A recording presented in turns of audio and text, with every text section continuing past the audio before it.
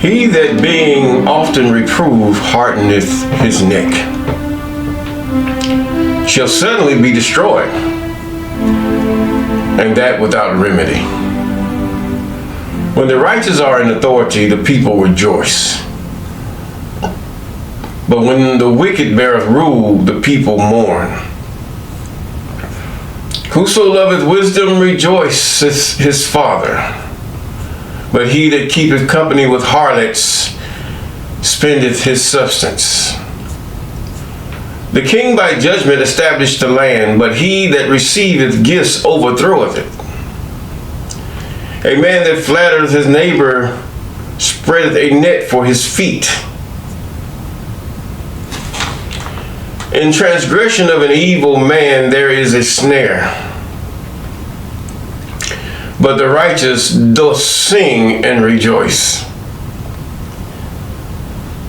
The righteous considereth the cause of the poor, but the wicked regardeth it not to know it. Scornful men bring a city into a snare, but wise men turn away wrath. If a wise man contendeth with a foolish man, whether he rage or laugh, there is no rest. The bloodthirsty hate the upright, but the just seek his soul.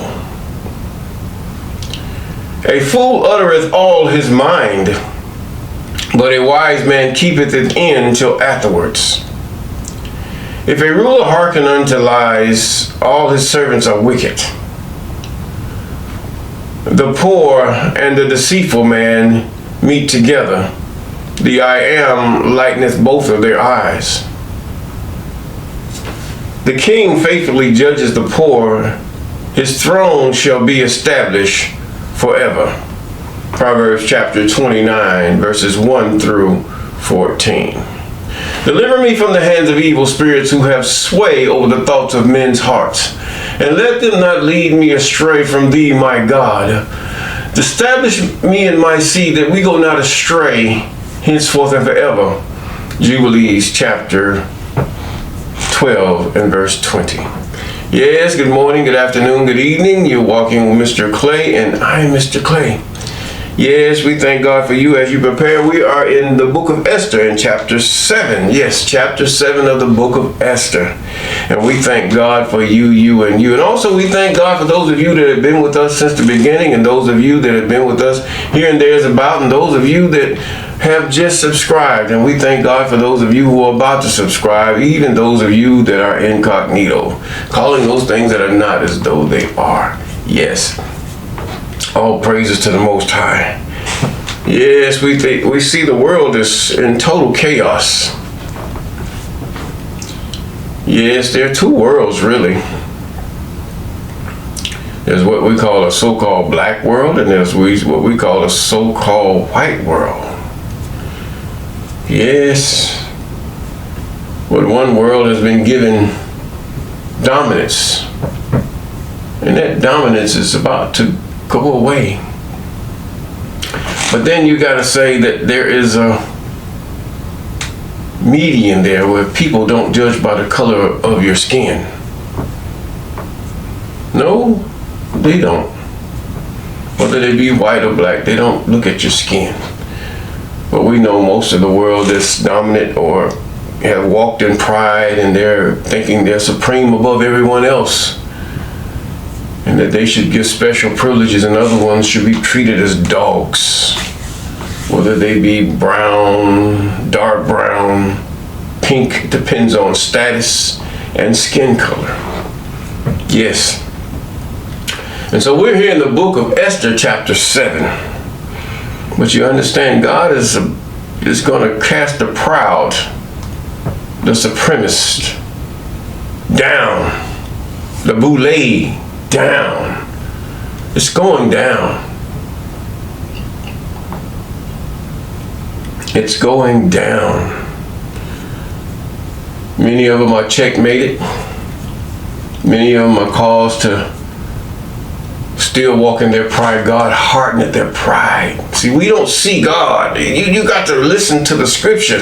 You got to, not between the lines, but you have to listen to God when he's talking in the scripture. Not just to your situation and your money and all this. What is God doing in the world? This is the way you got to look at it. What are you doing? Most holy, I am that I am. What are you doing? This is what we have to do. Now, we look at even here in Esther, we're going to reveal some things about God. God tells you about himself. The heathen cannot see God. They cannot see God moving. They don't see he moves through the circumstances of life. That many men and women are swayed by spirits in their hearts to make decisions that either to their detriment or to their blessing. We don't understand this. You hear the cockamamie preaching of Christianity and the real religious Christians of Islam. And then the other offshoots. Yeah, there's some wisdom in what they say. All of them. There's very much wisdom in what they say. But is it the law, statutes, commandments, and ordinances of the Most High? This is where it's all coming from. Christianity takes from the Old Testament. Islam takes from the Old Testament. And uses it the way the ancients have used it in their time and also Christian times. But there's only one law, and that's that law that God has given to Israel. And if we should do those things, we will be blessed. And we will have good success. And that doesn't mean that you're going to be rich as above measure. That just means that you're going to have what you need. You're going to have your children. You're going to have your wife. You're going to have your health. Why? What else is there? And that shall go on and on and on. If we do those things that he said. And also I praise unto most. Why are we so dissatisfied? We ask ourselves, why? Why do we want everything pumped up and everything this and that, but yet we cannot live just a simple life? Well, the perception is really what you watch on TV, your surroundings, your neighborhood, your everything that you soak in. That's a perception. But when we see things for what they are, we find out our purpose. Worship God, the I Am, the Creator. Yes. In the book of Esther, chapter 7. So King Herod came to the banquet with Esther, the queen. So the king and Haman came to the banquet with Esther, the queen. Okay, so the king and they come to her banquet. She had a servant sit it up, cook the food. Oh, it's going to be just the three of us. Yes. This woman been fasting and praying, and not only with her, she solicited her countrymen. It wasn't the fact that it was a religion to be an Israelite. It was just a way of life. It was a government. It is a government, even to this day. And that government will rule all the earth and fill it up. None that oppose shall even breathe the air, or even worthy to breathe the air that's in it. Many today look at it as a fairy tale, but you're going to mess around and find out. Okay. Verse 2, and the king said again unto Esther on the second day at the banquet of wine, even as he did when he handed out his scepter at the time she risked her life to see the king. What is thy petition, Queen Esther? It shall be granted thee. What is thy request? It shall be performed, even to the half of the kingdom. Now, when you have a wife, or wives, well, a wife, you only can deal with one at a time, and all of them should, if you have more than one, they should all see you in such a grand way. He's saying, hey, I love you. Esther wasn't a selfish woman. So you can love a selfish woman, but she always has an ulterior motive. But she did not have an ulterior motive but to be of service to her husband, the king. She did love this heathen man, this man that was of a Gentile birth. She loved him, yes. I'm sure he probably was a handsome man, that was goodly to look upon for a woman. But the thing is that she still loved her people. Not to the point where she would leave her king for the people or her husband for the people, but she loved her people, as some of you folks might do. You leave your people and you make videos about how you hate certain type of people because they did you wrong, or they're not this. And some of you have also even catered to them, even to the hanging of a noose on top of us in a basement somewhere, or have your head on a plate, as though you're going back into the days of catering to his or her fantasy of what they desire to your people to be. You're just a fetish if that's the case. But you should always love your people, period. And wish the best for them. So this is what Esther did. She wished the best for her people and herself too, because she was a part of them. And this man Haman had it in even for her by the signing of the petition from the king. And the king said again unto Esther on the second day. That's what he said. Now, verse 3, he said, Then Esther the queen answered and said, If I have found favor in thy sight, O king, if it please the king, let my life be given at my petition. Oh, hold it, wait a minute. She says, let my life be, she's ready to give her life for her, she's a type of Christ. She's going to sacrifice herself for her people. And you say, yo, Isis, what did that do? Did it save anybody? Was anybody delivered from the Romans? Everything that God did delivered everybody from that time in the life that they lived at that time. Think about it. Think. It's a government. God's government is a government. And what he do with you after death, what good is that to you that is living if you do not live these things now? Your government the land that you're in under your government now it doesn't contribute unto anything. But if you go by a law, as they said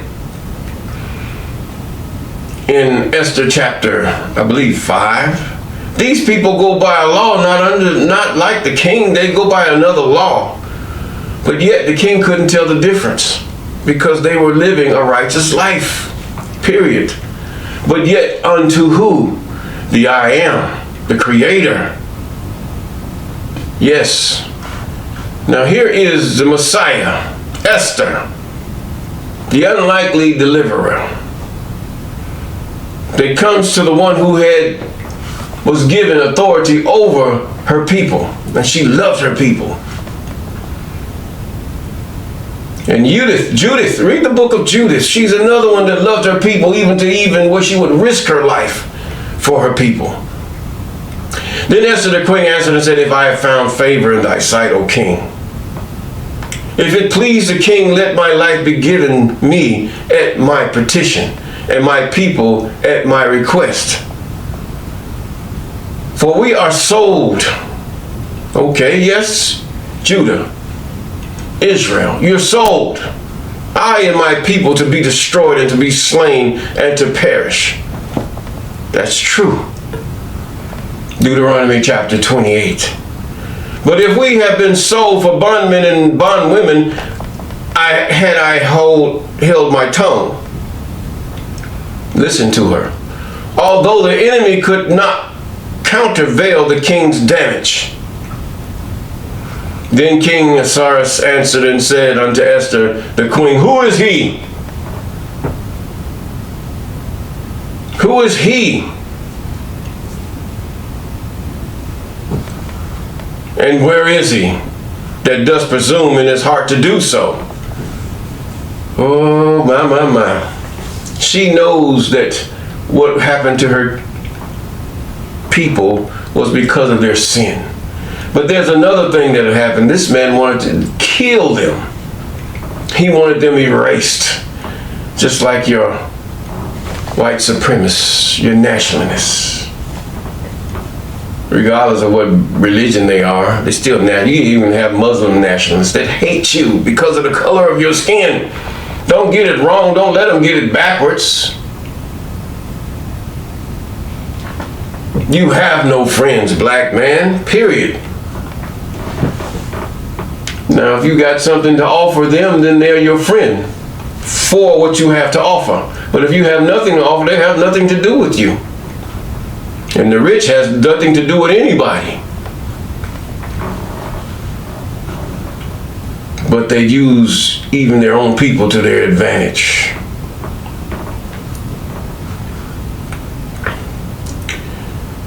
And the king of Assur says, who is he? Where is he?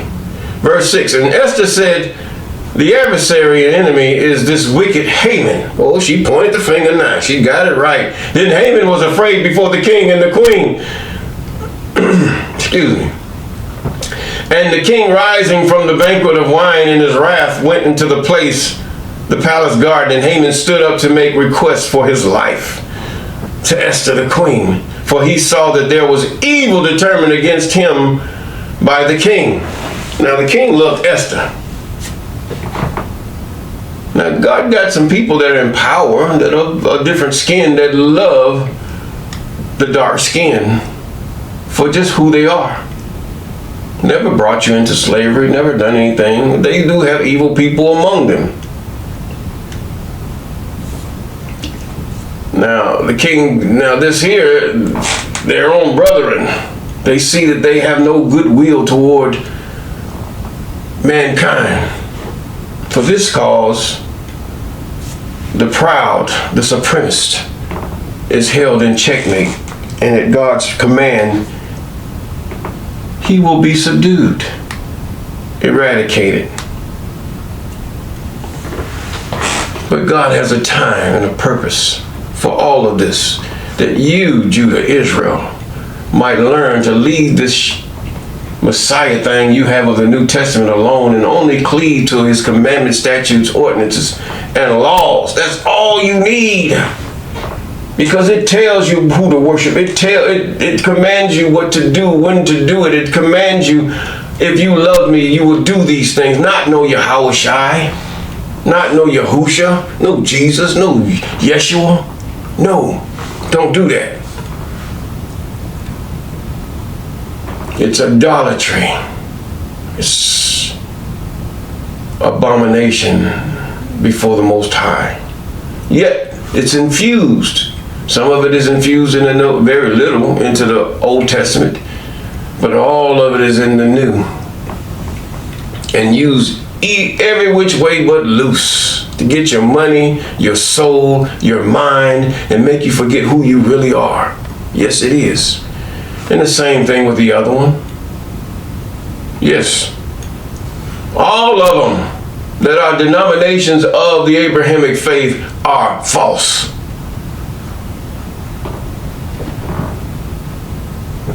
We already know what the pagans do, but you are another level of paganism. But this thing is to be so because God has commanded to be so. Now, you get before the king, that is the I am. And the I am will see you through. Now he says, Haman stood up to make requests for his life in verse 7. Let's read the whole thing in its entirety. And the king arose from the banquet of wine in his wrath and went into the palace garden. And Haman stood up to make requests for his life. In other words, the king walks off in disgust of Haman. He walks away from Haman and the queen. But then Haman turns around, as you've seen in the movie. If you've seen the movie, although the depiction is It's not the right color, but it tells the story. I'll put it that way. It's not the right skin, but it tells the story. And Haman stood up to make the request for his life to Esther the queen, for he saw that there was evil determined against him by the king. And then the king returned out of the palace garden unto the palace of the banquet of wine. And Haman was fallen upon the bed whereon Esther was. In other words, he was on his knees and they, please, please, please. Then the king says, will he force the queen also before me in the house? In other words, it looked like he was getting ready to S.A. the queen, the woman whom he truly loved, because she did not have an ulterior motive. See, listen, woman, you don't have an ulterior motive against your husband, neither your betrothed. And man, don't worry about, you have to really do your investigative. In other words, use your head for your wife that you have. Before you marry her, you have to use your head. What is this woman? Is she beggarly? What is she? What is her problem? It ain't the fact that she be poor or have no money, or whether she be rich or whatever. But what is her desire towards you? What is her standard toward being a wife?